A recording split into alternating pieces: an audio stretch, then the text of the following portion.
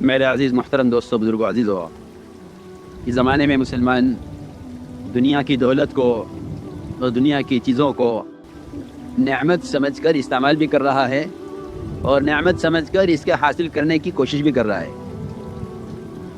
لیکن اس کو یہ نہیں معلوم کہ سب سے بڑی دولت اور سب سے بڑی نعمت جو مسلمان کو اس زمانے میں صحابہ کے بعد ملی ہے، جو مسلمان کو صحابہ کے بعد سب سے بڑی دولت ملی ہے، جتنی بڑی دولت کسی مخلوق کو نہیں ملی، بلکہ اگر یہ بھی کہا جائے کہ ایمان صحابہ کرام کے بعد ایمان افضلیت کے اعتبار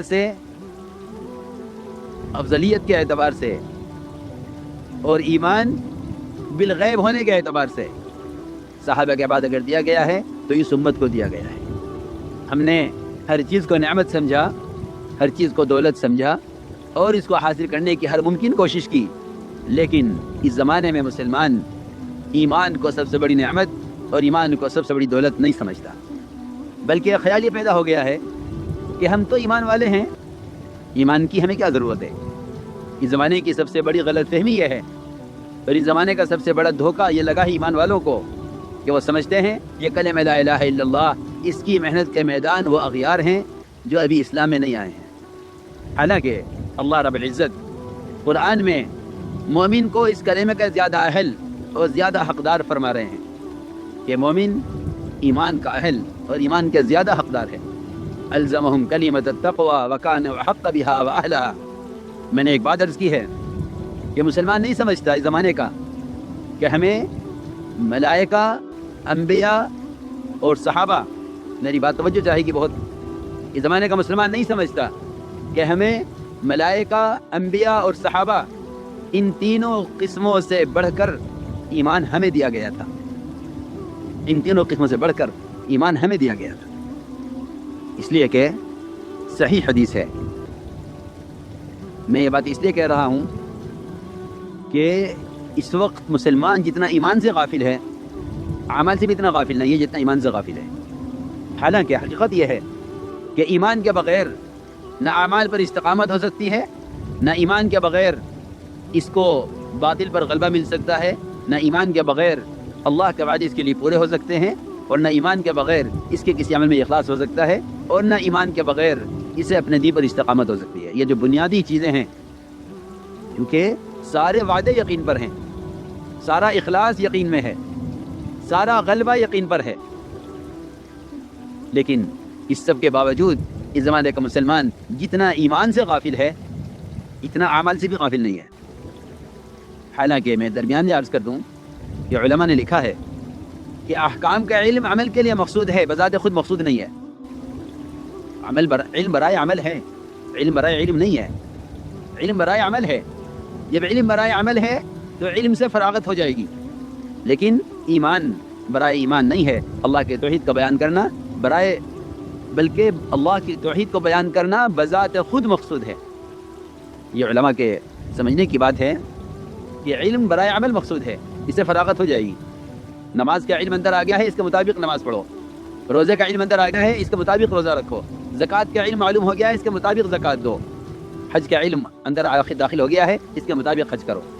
آپ ہر نماز میں کتاب کھول کر نہیں دیکھتے کہ نماز کا طریقہ کیا ہے۔ آپ حج کرتے ہیں، حج کا طریقہ آپ کو معلوم ہے، آپ زکوٰۃ دیتے ہیں، آپ کو مال کی مقدار معلوم ہے اپنے، اور اس میں زکوٰۃ کی مقدار آپ کو معلوم ہے، لیکن ایمان سے مومن کو فراغت نہیں ہے۔ تو میں نے عرض کیا کہ وہ ایمان جو اس امت کو ملائکہ، انبیاء اور صحابہ سے بڑھ کر دیا گیا تھا، اس زمانے کے مسلمان نے سب سے زیادہ ایمان کو ضائع کیا ہے۔ صحیح حدیث ہے، یہ فرمایا حضور اکرم صلی اللہ علیہ وسلم نے اپنے صحابہ سے فرمایا کہ بتاؤ سب سے افضل ایمان کس کا ہے؟ پوچھا صحابہ سے افضل ایمان کس کا ہے؟ صحابہ نے عرض کیا کہ سب سے افضل ایمان تو ملائکہ کا ہو سکتا ہے۔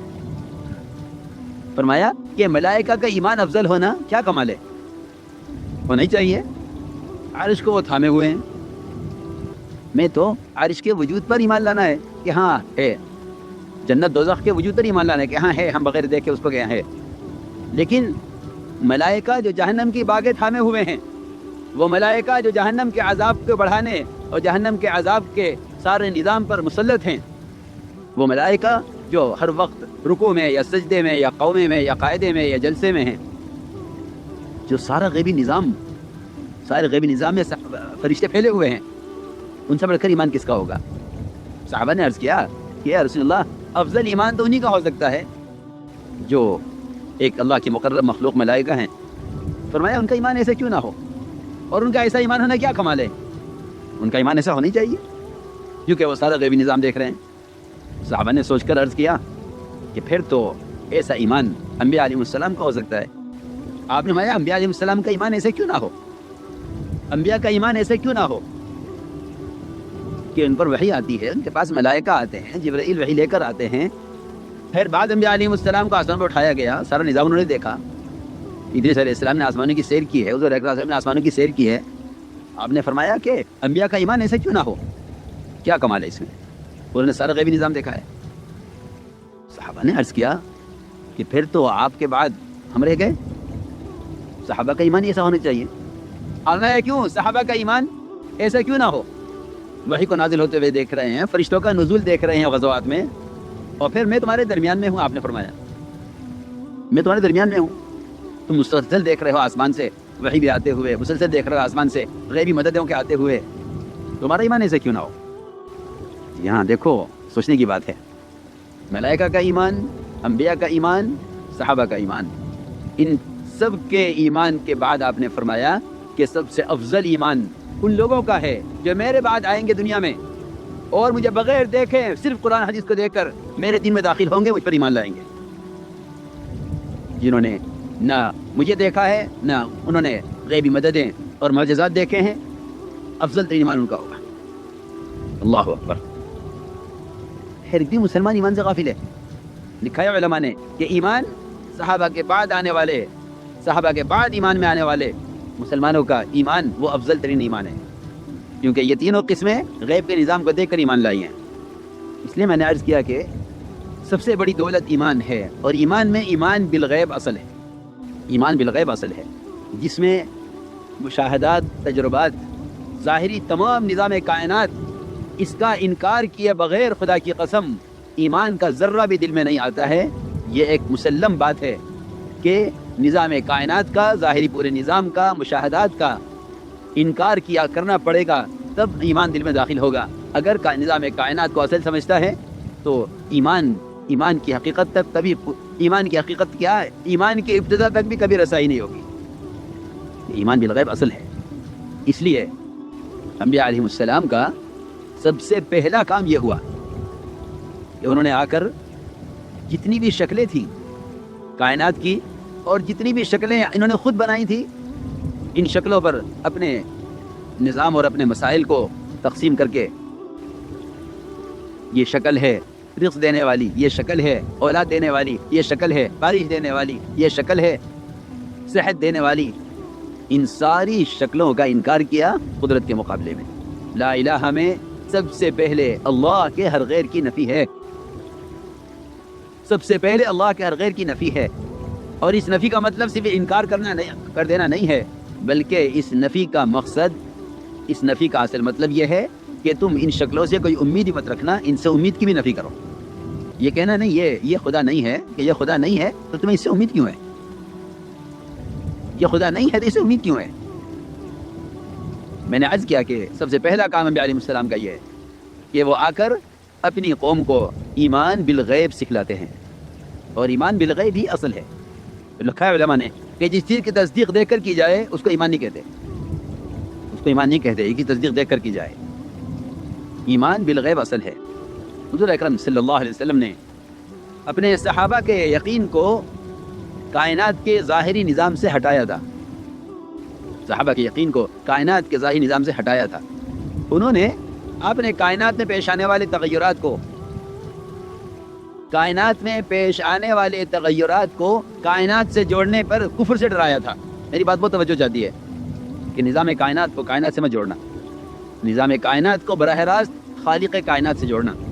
اگر تم نے کائنات کے نظام کو کائنات سے جوڑا تو تو دہریت میں پڑھو گے، اس لیے کہ دہریت کہتے ہی اس کو ہیں کہ نظام کائنات کا نظام کائنات سے چل رہا ہے، یعنی زمانہ زمانے کو چلا رہا ہے۔ دہریت اسی کا نام ہے، دہریت اسی کا نام ہے کہ نظام کائنات کائنات سے چلتا ہے، نہیں، نظام کائنات خالق کائنات سے چلتا ہے۔ خدا کی قسم، جتنے منتظر اسرافیل سور پھونکنے میں اللہ کی طرف پیشانی لگائے ہوئے، نظر جمائے ہوئے اللہ کے امر کے منتظر ہیں، جتنا انتظار ان کا ہے اللہ کے امر میں سور پھونکنے سارے عالم کو تباہ کرنے کے لیے، خدا کی قسم اتنا ہی منتظر ایک درخت کا پتا سوکھ کر درخت سے گرنے میں اللہ کے امر کا منتظر ہے۔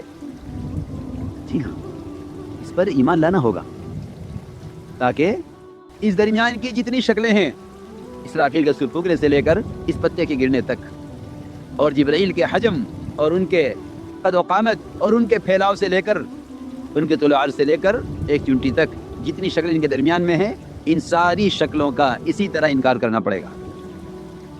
یہ کرنے والی ذات صرف اللہ کی ہے۔ اللہ کو بولنا سب سے بڑی عبادت ہے، اللہ کو بولنا ذکر ہے۔ اس زمانے میں لوگ صرف تسبیح پڑھنے کو ذکر سمجھتے ہیں، میری بات توجہ چاہتی ہے بہت۔ اس زمانے میں لوگ صرف تسبیح پڑھنے کو ذکر سمجھتے ہیں، نہیں، بلکہ نبی کو جس ذکر کا حکم ہے، نبی کو جس ذکر کا حکم ہے، اس میں نبی کو اس کا حکم ہے کہ آپ ہوئیے اور آپ اللہ کی بڑائی کو، اس کی کبریائی کو ان تمام شکلوں کے مقابلے میں بڑا بیان کیجئے۔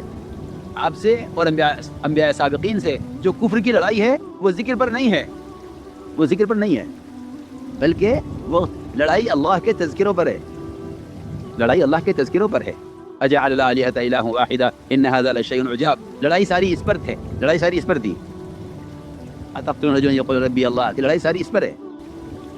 اس لیے حضور اکرم صلی اللہ علیہ وسلم نے اپنے صحابہ کے ذہن کو کائنات کے ظاہری نظام سے ہٹایا کہ نظام کائنات کے تغیرات کا کائنات سے کوئی تعلق نہیں ہے۔